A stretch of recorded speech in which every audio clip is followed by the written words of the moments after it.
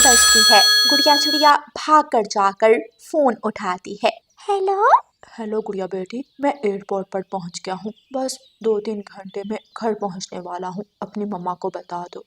गुड़िया की मम्मा तो पहले ही खाना तैयार करने में मसरूफ थी। चिड़िया के घर में आज का दिन किसी त्योहार से कम नहीं था, क्योंकि चिड़िया का पति मानो चिड़ा बहुत सालों बाद विदेश से वापस लौट रहा था।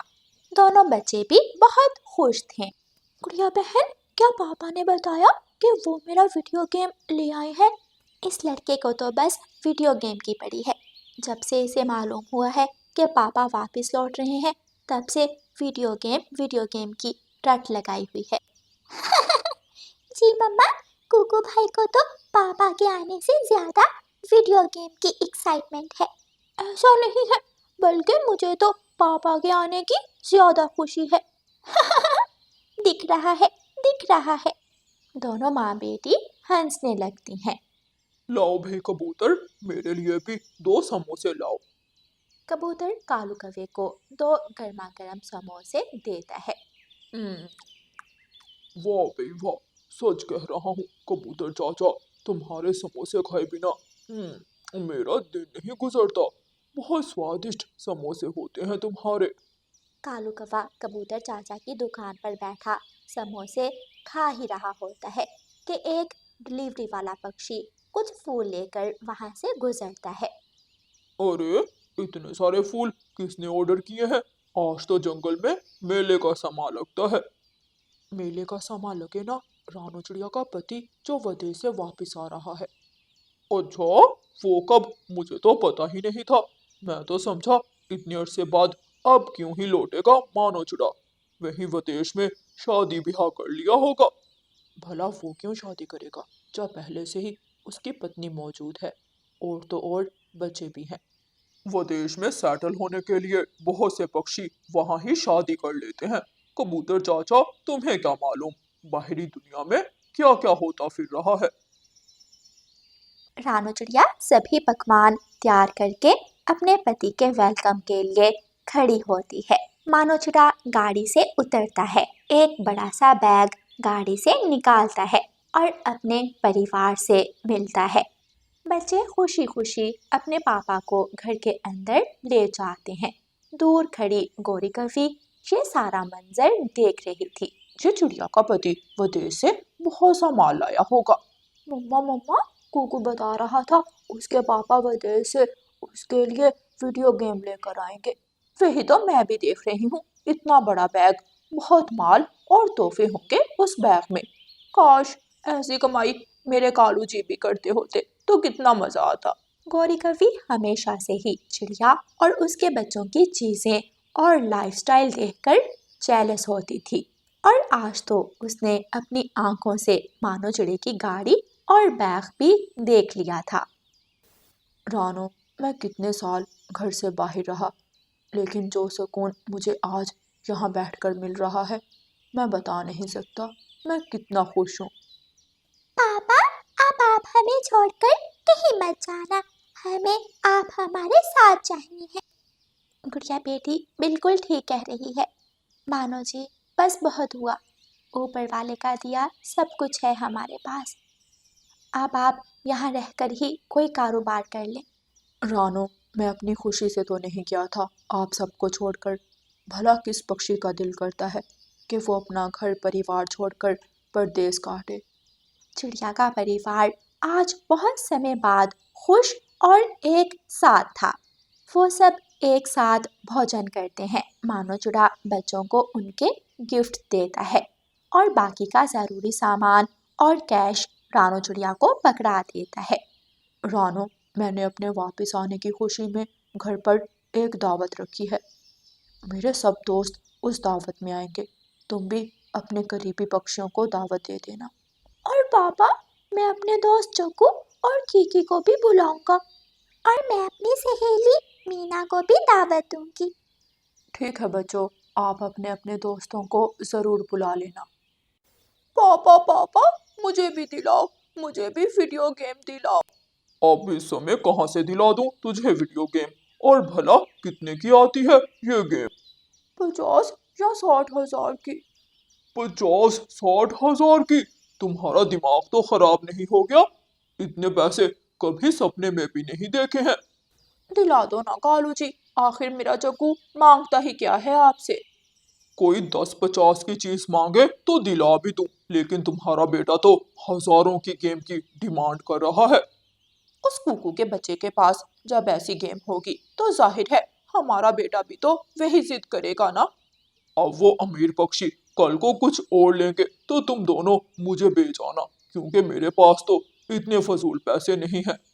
आय हाय, आपको क्यों बेचना कालू जी, क्यों ना उन्हीं का खिलौना छीन लिया जाए। क्या मतलब गौरी, तुम कहना क्या चाहती हो?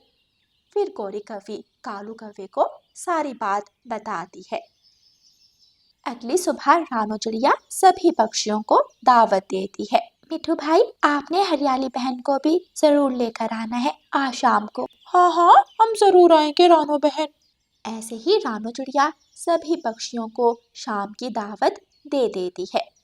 गौरी बहन, आपने अपने परिवार के सभी सदस्यों के साथ जरूर आना है। अच्छा अच्छा ठीक है, जरूर आएंगे। वैसे खाने में क्या रखा है? अगर कोई ढंग की चीज है तो बताओ, वरना मैं तो आज दाल ही पकाने लगी थी। दाल वाल पकाने की कोई ज़रूरत नहीं गौरी बहन, आपको अच्छा और ढंग का खाना ही मिलेगा, आप चिंता मत करें। रानो चिड़िया वहाँ से उड़ती है। गौरी, मुझे लगता है हमारा काम आसान हो गया। अब तो वहाँ इतने सारे पक्षियों में सामान चोरी करने में कोई दिक्कत भी नहीं आएगी। हाँ कालू जी, मैं जब आपको इशारा करूं तो चिड़िया के घर के पीछे वाले दरवाजे पर जाकर खड़े हो जाना। मैं वहीं सारा सामान ले आऊंगी और फिर हम सामान लेकर ये जंगल छोड़कर भाग जाएंगे। गौरी कवि और कालू कौवा चिड़िया के घर डाका मारने का पूरा प्लान बना चुके थे। शाम को सभी पक्षी तैयार होकर रानो चिड़िया के घर जाते हैं। रानो चिड़िया ने बहुत ज़्यादा अरेंजमेंट किया हुआ था। रंगारंग शरबत और तरह तरह के खाने, रंग बिरंगी मिठाइयाँ और बहुत सा खाने का सामान मेहमानों के लिए टेबल पर सजाया गया था। मानो चिड़े के दोस्त, बड़े बड़े सरकारी अफसर और पुलिस एहलकार भी दावत में आए हुए थे। जब सब पक्षी बातों में मसरूफ हो गए तो गौरी कवि कालू कव्वे को इशारे से बाहर जाने को बोलती है। अच्छा मानो भाई, मुझे तो सुबह किसी जरूरी काम से कहीं जाना है, तो आज जल्दी जाकर सो जाऊंगा। कालू यार, अभी तो बहुत वक्त है, अभी तो खाना भी नहीं खाया तुमने। चिंता मत करो, मेरी गोरी पत्नी और मेरा बेटा चक्कू कौवा मेरे हिस्से का खाना खा लेंगे। चलो ठीक है, जैसे तुम्हारी इच्छा। कालू कौवा अपने प्लान के अनुसार वहां से पिछले दरवाजे पर पहुंच जाता है। गौरी कवि भी नजरें छुपाते हुए रानो चिड़िया के कमरे में चली जाती है और वहां से सारा सामान और पैसे एक कपड़े में डालकर बांध लेती है। लेकिन जैसे ही वो कमरे के पिछले दरवाजे से बाहर निकलने लगती है, गुड़िया चिड़िया अचानक कमरे में आ जाती है और शोर मचाकर सब पक्षियों को वहां जमा कर लेती है। गौरी बहन, आपने हमारा सामान चोरी किया? आपको शर्म नहीं आई गौरी बहन? मैं तो आपको अपना दोस्त समझती रही और इस दावत में आपके पूरे परिवार को बुलाया, लेकिन आप इस इरादे से मेरे घर आई थी। गौरी कवि की चोरी सब पक्षियों के सामने पकड़ी गई थी। वहां मौजूद पुलिस जल्दी से गौरी को अरेस्ट कर लेती है। रुको, मुझे कालू जी को बुलाने दो। उस बेचारे को तो मालूम भी नहीं होगा कि उसकी पत्नी यहाँ किस नीयत से आई है। पुलिस, जल्दी से इसे ले जाओ और जेल में बंद कर दो। पुलिस गौरी कवि को अरेस्ट कर लेती है और कालू कौवा बाहर के दरवाजे पर खड़ा गौरी कवि का इंतजार ही करता रह जाता है। प्यारे दोस्तों, इस कहानी को लाइक, अपने दोस्तों के साथ शेयर और चैनल को सब्सक्राइब करना बिल्कुल मत भूलना। आपका धन्यवाद। रानो चिड़िया की ऐसी कहानियाँ सुनने के लिए YouTube सर्च बार में रानो चिड़िया की कहानी लिखें या फिर ये बटन दबाकर बोलकर कहें रानो चिड़िया की कहानी। गौरी कव्वी और कालू कौवा इंसान के खेत में बैठे आग पर आलू भून भून कर खा रहे थे। लो लो गौरी और लो। बस बस कालू जी, मेरा तो पेट भर गया है। तो फिर मैं ये 2 भुने हुए आलू अपने जग्गू बेटे के लिए उठा लेता हूँ। गौरी और कालू कौवा अपने 2 आलू उठाते हैं और किसान के खेत से भाग जाते हैं। घर जाकर गौरी और कालू भुने हुए आलू अपने बेटे जग्गू को दे देते हैं। कौवे के दरवाजे पर दस्तक होती है। गौरी कौवी दरवाजा खोलती है। बाहर तोता खाली बर्तन लिए खड़ा था। गौरी, घर में अगर कोई दाल या सब्जी है तो मुझे थोड़ी सी दे दो। ना ना तोते, हमने तो आज भुने हुए आलू खाए हैं, हमारे घर में तो अब कुछ भी नहीं बचा। भुने हुए आलू वो तुमने कहाँ से लिए? मैं क्यों बताऊं तुम्हें, चल चल निकल यहाँ से। तोता वहाँ से चला जाता है। सुबह जब किसान अपने आलू के खेत में जाता है तो खेत में राख देखकर परेशान हो जाता है। वो कौन है जो मेरे ही खेत में आग जलाकर मेरे ही आलू भून भून कर खाता है? शायद कोई रात को आता होगा। जो भी है, एक ना एक दिन तो पकड़ा ही जाएगा। दूसरे दिन गौरी कौवी रानो चिड़िया के पास जाती है। रानो चिड़िया, चलो मेरे साथ, आज मैं तुम्हें भुने हुए आलू खिलाती हूँ। ये सुनकर रानो चिड़िया खुश हो जाती है। गौरी, मेरा तो भुने हुए आलू खाने को बहुत दिल कर रहा है। क्या तुम सच कह रही हो? तो और क्या, मैं झूठ बोल रही हूँ। रानो चिड़िया गौरी कौवी के साथ चली जाती है। गौरी कौवी रानो चिड़िया को किसान के खेत में ले जाती है। खेत के बीच में कालू कौवा आग जलाकर बैठा हुआ था। क्या तुम दोनों किसान के खेत से भुने हुए आलू खाते हो? हाँ तो और क्या, तुम्हें भी खिलाएंगे। चिड़िया तो बहुत डर जाती है। ना ना, मैं तो किसान के खेत में नहीं रुकने वाली, मैं ना खाऊंगी ऐसे भुने हुए आलू।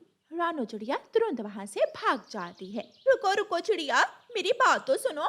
लेकिन चिड़िया कहाँ रुकने वाली थी। कौवा और कौवी मजे से आग पर आलू भून भून कर खाते हैं। थोड़ी देर बाद कालू कौवा दूर से किसान को आता हुआ देख लेता है। गौरी गौरी, जल्दी से भागो, देखो किसान आ रहा है। गौरी और कालू दोनों वहाँ से भाग जाते हैं। आज फिर कोई मेरे आलू मेरे सामने ही चुरा कर भाग गया। एक दिन तो पकड़ा ही जाएगा। कल मैं मजा चखाऊंगा आलू चोरों को। कौवा और कौवी कबूतर के सामने बैठकर भुने हुए आलू खाते हैं। गौरी गौरी बहन, एक भुना हुआ आलू मुझे भी दे दो। ना ना, हम क्यों दे, अगर खाने हैं तो कल हमारे साथ किसान के खेत में जाकर खा लेना। किसान के खेत में जाने से अच्छा है मैं भूखा रह लूंगा। किसान बंदूक भी चला सकता है और जाल से भी पकड़ सकता है। डरते हैं सब, किसान के खेत में जाने से डरते हैं। दूसरे दिन गौरी कौवी अपनी माँ के पास जाती है। माँ, चलो मेरे साथ, आज मैं तुम्हें भुने हुए आलू खिलाऊंगी। भुने हुए आलू, लेकिन वो कहाँ से? ये तुम अपनी बेटी गौरी पर छोड़ो। गौरी की माँ गौरी के साथ आ जाती है। गौरी, तुम्हारी माँ तो आ गई, मैं अपने मामा जी को भी बुला लाता हूँ, सब मिलकर पार्टी करेंगे। कालू जी, जल्दी आना, माँ को बहुत भूख लगी हुई है।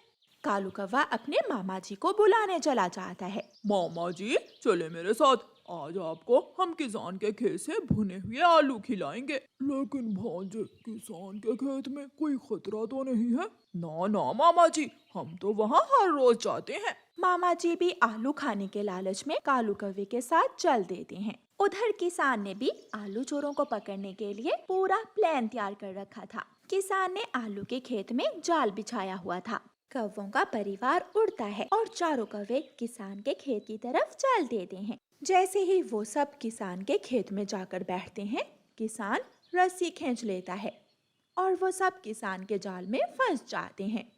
भांजे भांजे, ये क्या हुआ? अभी तो हमने एक आलू भी नहीं खाया। बेटी, अपनी माँ को क्यों जाल में फंसा दिया? मैंने तो अभी तक एक भी आलू नहीं खाया। गौरी, आज बहुत पिटेंगे, बहुत मार पड़ेगी हमें। किसान तो पहले ही बहुत गुस्से में था। दूर से किसान डंडा लेकर भागता है और जाल में फंसे हुए कौवों को मारने लगता है। मर गई, मर गई। गौरी, मेरी पूंछ टूट गई। मुझे मत मारो, मेरी बेटी को मारो, वो मुझे लाई थी। तुम्हारे जैसे भांजे से तो अच्छा है मैं किसी गधे का मामा होता। बचाओ बचाओ। ऐसे वो सब कौवे बहुत पिटते हैं।